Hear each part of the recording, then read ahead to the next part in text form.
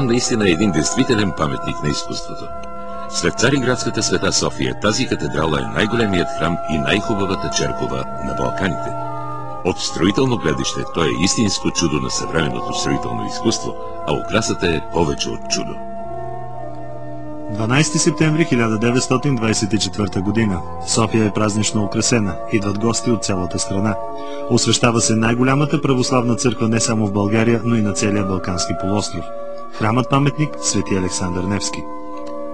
Идеята за изграждането на храм-паметника е прията от депутатите в учредителното събрание на 13 април 1879 година. Предложението е на Петко Каравелов. Той припомня на събранието, че България трябва да има паметник, с който да почете делото на руския император Александър II и на войните освободители за подареното освобождение от османско робство. По идея на Петко Каравелов, бъдещия храм-паметник трябва да бъде посветен на руския национален светец Александър Невски, когото император Александър II почитал като свой закрилник. Събирането на средствата за бъдещия храм-паметник и одобряването на проекта върви бавно и трудно. Основният камък на бъдещия градеж е положен на 3 март 1882 по случай 4-та годишнина от освобождението на България. За място на храмът-паметник е избрана най-високата точка в очертанията на тогавашна София, така наречения конски пазар край старинната базилика Света София. От това място храмът щял да се вижда от цялото Софийско поле. Същинският строеж започва 22 години по-късно, през август 1904. Автор на проекта е руският архитект професор Александър Померанцев. Храмът-паметник е решен в стила на старата византийска традиция, характерна за православната култура на Балканите. Той представлява кръстокуполна църква с камбанария, която се извисява на 52 метра височина. Целият корпус е издигнат само от тухли, общо 14 000 кубически метра. Застроената площ е 2600 квадратни метра. Свети Александър Невски е първият храм в историята на църковното строителство по нашите земи, чието основни куполи са златни. Позлатената площ възлиза на около 700 квадратни метра. За този необичаен за нашите условия разкош, българската хазна отпуска 70 000 лева. Вътрешността на храмът-паметник също е внушителна. Тя събира 4500 богомолци. Пространството е разделено на 3 олтара. Централният е посветен на храмовия патрон Свети Александър Невски, северният на славянобългарските първопросветители светите Кирил и Методий, а южният на свети княз Борис Покръстител. Главният иконостас се проектира в необичаен за българските храмове стил. Той е изграден като параклис, един вид храм в храма. Над Светия престол е издигнат балдахин във вид на купол. Зографисването на храма е разпределено между 13 руски и 11 български художници, едни от най-изявените имена в своите страни.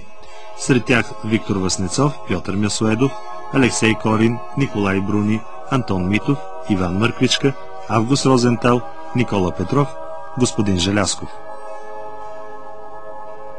През 1912 година строителната комисия, която контролира изграждането, приема храма за завършен.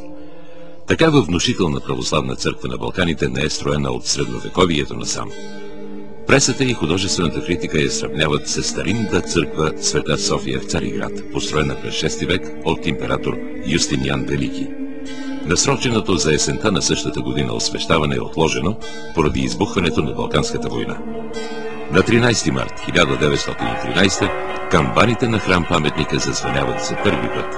Те възвестяват превземането на Одрин от българската армия. От приемането на идеята за построяването на храм-паметникът Свети Александър Невски до неговото освещаване изминават 45 години. През това време на българския престол се сменят 3 владетели, всеки от които по свой начин е свързан с историята на храма. Княз Александър I полага основния камък. Градежът на църквата започва при цар Фердинанд, а освещаването става в първите години от царуването на Борис III. Едва през септември 1924, когато България започва да се оттърсва от следвоенната криза, храмът отваря врати за богослужение. Освещаването е извършено в 3 последователни дни – на 12, 13 и 14 септември, като всеки ден на един от 3 олтара е отслужена тържествена литургия с православния ритуал за освещаване. В богослужението участват всички синодални архиереи. Свети Александър Невски получава статут на ставропигиален храм, т.е. пряко подчинен на Светия синод на Българската църква. От 10 май 1953 той е и патриаршеска катедрала.